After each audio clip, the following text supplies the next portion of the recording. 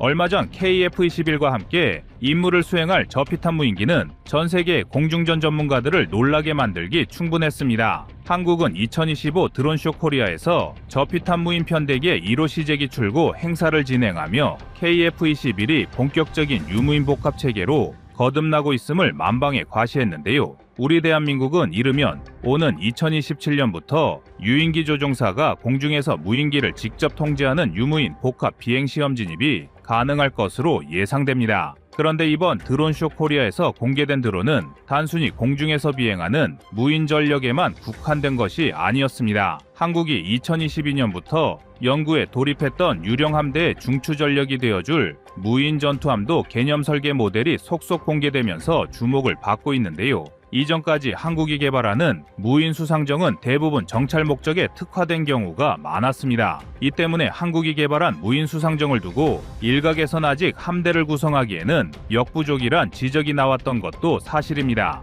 하지만 이번에 공개되는 무인 전투함은 70mm 유도 로켓인 미궁을 비롯하여 강력한 무장 체계를 다수 장착하고 적 함정을 직접적으로 타격할 수 있도록 개발되어 우리 군의 전투 역량을 한 단계 더 상승시켜 줄 것입니다. 게다가 한국이 서둘러 유무인 함대를 구성해야 할 이유는 또 있습니다. 안타까운 이야기지만 현재 한국 해군은 상당히 심각한 인력난을 겪고 있습니다. 병력 자원은 계속해서 감소하는데 여기에 함정 근무는 육체적으로 상당히 힘든 경우가 많아 인력을 확충하는 것이 더욱 어려운 상황인데요. 이로 인해 대한민국 해군은 일부 함정의 사병을 제외하고 간부로만 병력을 편제하는 방안으로 병력 감소 대응 실험을 진행 중입니다. 그러나 이러한 방식은 임시방편에 불과하며 결국 철저한 유무인 함대를 구성하는 것만이 우리 해군의 전투력을 강화하고 병력 감소 문제에 대응할 수 있는 현실적인 방안이 될 것인데요. 그래서 준비했습니다. 오늘은 드론쇼 코리아에서 공개된 한국의 유령 함대 전투선과 해상 무인 전력에 대해 자세히 알려드리겠습니다.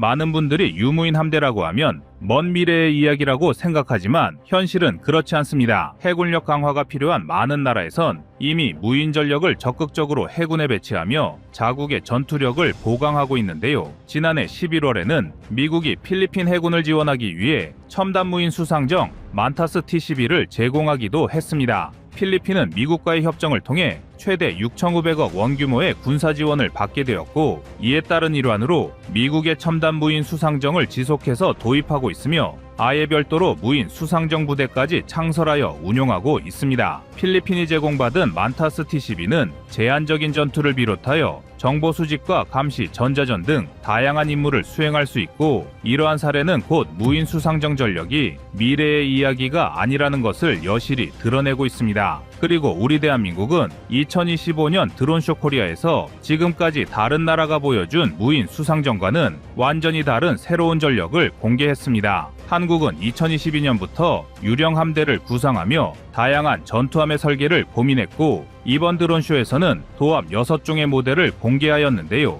대부분의 함정은 2024년 12월에 개념 설계가 완료되어 최신 설계를 두루 탑재하였으며 단순한 CG나 영상을 공개한 것이 아니라 구체적인 설계 모형을 공개했다는 점에서 우리 해군이 무인 전력 확보에 얼마나 공을 들이고 있는지 잘 알 수 있습니다. 특히 전투형 무인 수상함은 기본형과 확장형으로 두 개의 설계를 채택하였는데 기본형은 길이가 30m, 확장형은 38m로 지금까지 한국이 개발했던 다른 무인 수상정보다 한층 더 커진 설계가 특징입니다. 또한 무인 전투함의 배수량은 220톤으로 설계되었는데 이 정도의 함정 규모는 우리 군의 참수리급 고속정과 유사합니다. 참수리급 고속정은 후기형을 기준으로 길이는 37m, 만재 배수량은 170톤으로 확장형 무인 전투함보다 길이와 배수량이 모두 조금 더 작은 수준입니다. 그리고 이러한 크기 차이는 한국 해군이 무인 전투함으로 소형 고속정의 임무를 대체할 수도 있다는 것을 암시하는데요.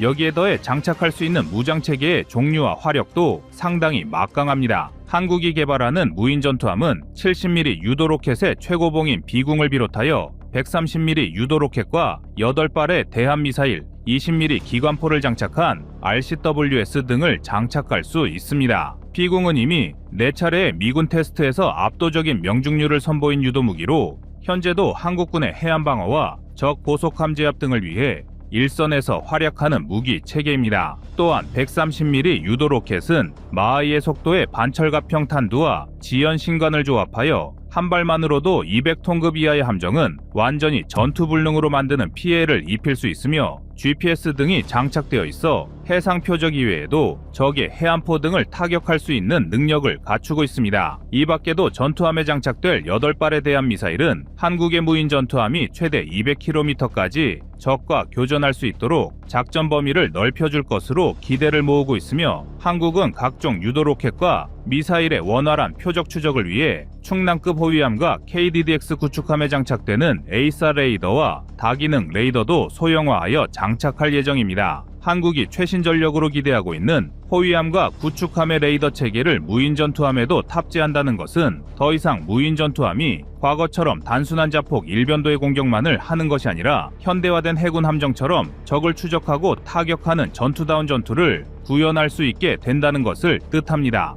드디어 유령 함대에 적합한 전투함을 배치한다는 것인데요. 이외에도 한국은 유인 함정에 탑재할 수 있는 무인 잠수정과 기뢰전에 특화된 무인 수상정도 개발하고 있어 무인 수상함은 더욱 다채로운 임무를 수행할 전망입니다. 특히 무인 잠수정은 다른 무기와 달리 구축함과 호위함 등에 탑재되었다가 유사시 수중으로 투입하게 되는 특징을 갖추고 있는데 현대 해전에서 가장 위험한 적이 잠수함이란 점을 고려하면 아군 함대의 생존성을 크게 높여줄 것입니다. 구축함에서 출격한 무인 잠수정이 수중을 돌아다니며 적의 잠수함이나 다른 위험을 사전에 정찰하고 해당 내용을 유인 함정의 지휘관에게 전송하면 함대를 이끄는 지휘관은 정찰 내용을 바탕으로 다른 함정의 대응 방안을 지시하는 방식으로 유기적인 유무인 함대 운용이 가능해지는 것인데요. 여기에 기뢰전에 특화된 무인 수상정이 추가된다면 한국 해군의 생존성은 더욱 높아집니다. 기뢰는 잘만 사용하면 특정 해역을 완전히 봉쇄할 수 있어 전략 무기로 분류될 정도로 뛰어난 효율을 자랑합니다. 기뢰는 임무 특성상 함정의 가장 취약 지점인 흘수선 아래에 피해를 입히기 때문에 자칫 함정이 기뢰에 당할 경우 매우 큰 피해가 발생할 수 있습니다. 따라서 작전 해역에 한 발의 기뢰만이라도 발견이 되면 주변 지역을 대상으로 소해 작전을 완료하기 전까지는 군용 함정뿐만 아니라 민간 선박의 기동조차도 완전히 봉쇄되는데요. 더욱이 현대전장은 막대한 장비와 물자가 동원되기 때문에 항시 안전한 수로와 항만을 확보하는 것이 계속해서 중요해지고 있습니다. 그러나 기뢰를 제거하는 소해 작전은 위험성이 매우 높아 아무리 뛰어난 소해함을 보유한 나라여도 작전 부담이 매우 높습니다. 하지만 사람이 직접 탑승하지 않는 무인 수상정이 기뢰 제거에 투입된다면 우리 군은 유사시 발생할 수 있는 인명피해의 위험을 완전히 차단한 상태로 소해 작전을 실시할 수 있습니다. 단 한 명의 병력까지도 목숨을 잃지 않게 하려는 의지가 엿보이는데요. 이처럼 한국은 다양한 전투함과 무인 수상정을 통해 유령 함대를 구축하고 변화하는 현대전장의 흐름을 주도할 준비를 마쳤습니다. 아닌 게 아니라 앞으로는 인도태평양 지역에서 얼마나 강력한 유무인 함대를 구성하느냐가 국가안보에 직접적인 영향을 미칠 것입니다. 중국은 미국조차 따라잡기 힘든 속도로 엄청난 물량의 해군 함정을 찍어내고 있는데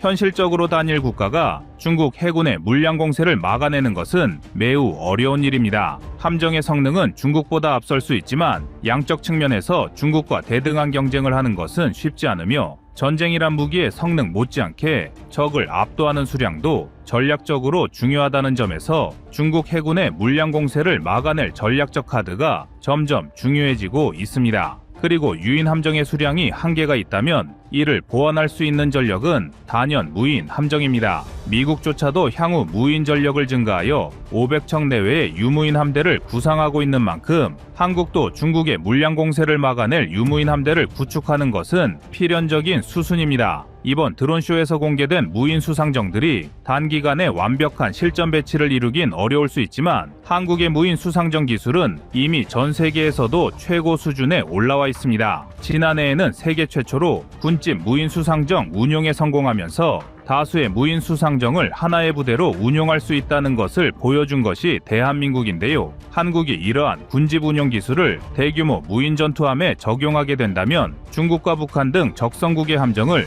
동시다발로 타격하는 것도 더는 꿈 같은 이야기가 아닐 것입니다. 이제 현대 해전의 패러다임은 점차 무인 수상정의 시대로 변화하고 있습니다. 그리고 한국은 이러한 흐름에서 뒤처지지 않고 우리 영해를 수호하기 위한 강력한 무인 전투함의 개념 설계를 공개했습니다. 하지만 개념 설계를 기반으로 실전 배치할 전투함이 완성되기 위해서는 관계 당국의 전폭적인 예산 지원이 반드시 병행되어야 합니다. 한국의 무인 전투함이 중국의 호위함과 구축함을 박살내는 날을 기다려 보겠습니다.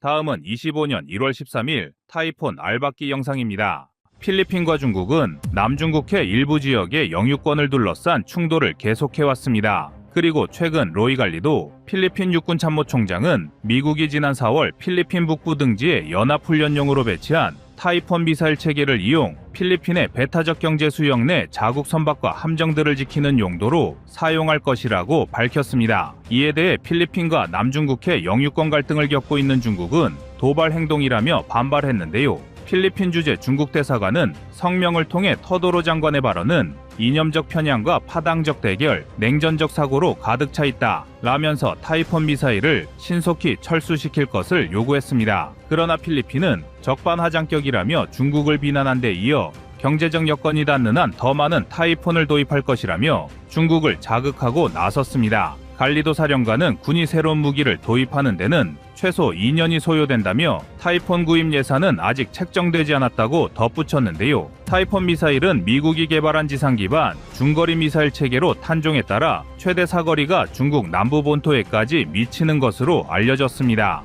앞서 미군은 지난 4월 필리핀에 타이폰을 들여와 남중국해와 접하고 대만 해협과 가까운 루손섬에 배치했습니다. 타이폰은 미국과 필리핀 연례합동훈련 발리카탄과 살랑립에 사용됐으며 미군은 애초에 타이폰을 9월에 철수할 계획이라고 바꿨으나 이후 철수 일정이 정해지지 않았다고 이전 발표 내용을 부정했습니다. 특히 작년 남중국해에서 중국과 필리핀 선박이 여러 차례 물리적으로 충돌하는 등 갈등이 격화하면서 미국과 필리핀은 타이폰을 철수하지 않고 있었는데요. 그러던 중 필리핀이 타이폰을 아예 구입해 운용권까지 확보하겠다는 의지를 밝힌 것입니다. 타이폰은 미국의 중거리 미사일 지상 발사 체계로 토마호크 순항 미사일과 SM-6 신형 요격 미사일 등을 탑재할 수 있으며 토마호크 순항 미사일은 사거리를 2,500km까지 확보할 수 있습니다. 토마호크가 미국의 전쟁 신호탄으로도 불리는 미국을 대표하는 미사일이며 신형 요격 미사일인 SM-6는 최대 사거리 400km 이상의 미사일이 자체 레이더로 목표를 직접 추적하는 능동형 유도 체계를 채용한 첨단 무기입니다. 미국은 1987년 당시 소련과 중거리 핵전력 조약을 체결했다가 도널드 트럼프 행정부였던 2019년 탈퇴한 전력이 있습니다. INF는 사거리 500에서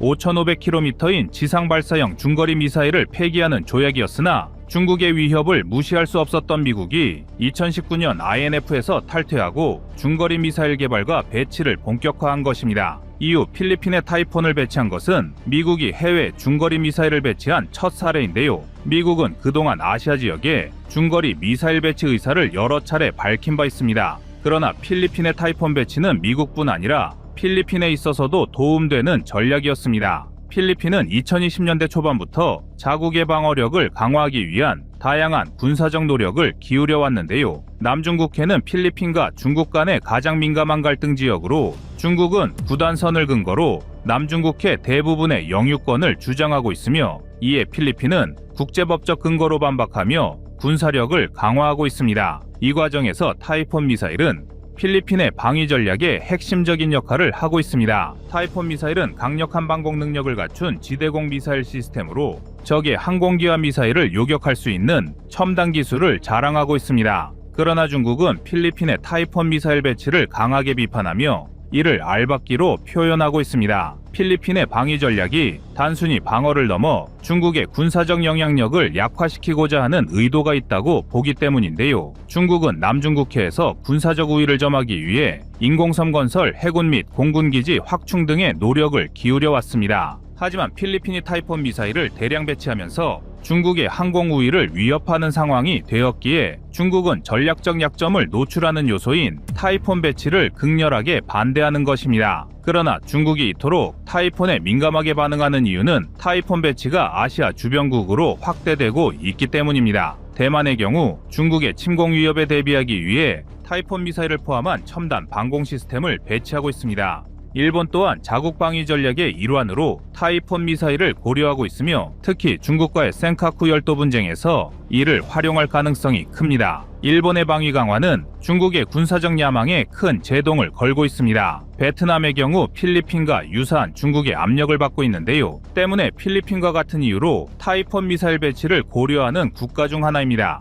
베트남의 타이폰 배치는 중국의 해군력을 견제하는 데 중요한 역할을 할 것으로 보입니다. 아시아 대부분 국가와 호주까지 미국 편에 서서 중국을 압박하고 있는 형국인데요. 그렇다고 가만히 있을 중국이 아닙니다. 중국군은 지난해 자국 최대 에어쇼에서 중국판 사드로 불리는 미사일 장비를 처음 공개하고 나섰습니다. 싱가포르의 연합조보, 글로벌타임스 등 중화권 언론 매체들은 중국이 광둥성 주하이에서 열리는 제15회 중국국제 에어쇼에서 풍치-19 지대공 미사일을 선보였다고 보도했습니다. 인터넷에 먼저 유포된 정보를 보자면 풍치-19는 중국이 자체 개발한 차세대 지대공 미사일 시스템으로 탄도미사일 목표물의 지역 요격에 사용되고 작전 방어 구역 범위가 넓고 기습 대응 능력이 강한 특징이 있습니다. 물론 풍치-19의 성능은 아직 공개되지 않은 상태지만 미국 등 일각에서는 이 시스템이 사정거리천에서 3,000km의 중거리 탄도미사일을 요격할 수 있다는 분석이 나오는데요.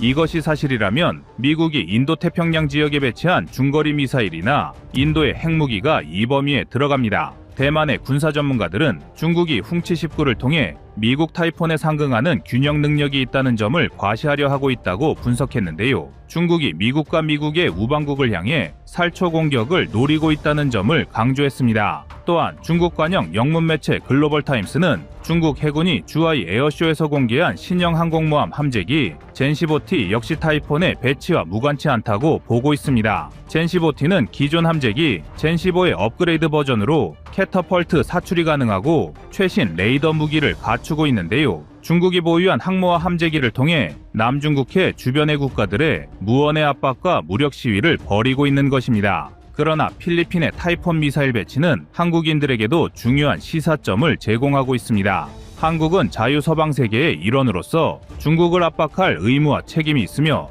가까이 있는 북한의 지속적인 도발과 주변 강국들의 군사적 압박 속에서 자주국방의 중요성을 인식하고 있습니다. 특히 북러 간의 군사적 교류가 그 어느 때보다 활성화된 지금 북한과 러시아는 서로의 전력을 전쟁으로 테스트하고 있습니다. 서방의 전문가들은 북한의 미사일이 우크라이나 전쟁에서 사용됨으로써 사용 절차나 기술, 유지 보수 등 미사일 사용에 대한 노하우를 북한이 습득하고 있다며 경고하고 있습니다. 그렇기에 한국을 보호하는 한미동맹의 힘이 매우 중요한데요. 때마침 작년 11월 26일 한미해군은 제주 동남방 공해상에서 북한의 핵미사일 위협이 고도화되는 상황에서 한미일 간의 긴밀한 공조와 작전 수행 능력 강화를 위한 한미일 해상훈련을 실시했습니다. 여기엔 미 해군의 이지스 구축함 키드부터 항공모함 칼빈슨, 한국 해군 이지스 구축함 세종대왕함, 미 해군 이지스 구축함 스터리탐 등 동원될 수 있는 첨단 전투함이 모두 참여했습니다. 훈련에 참여했던 미 해군의 플린 사령관은 앞으로 한국 육군과 해군이 하와이 혹은 알래스카에서 함께 훈련하는 기회가 올 것이라며 한미 연합 훈련 활성화 등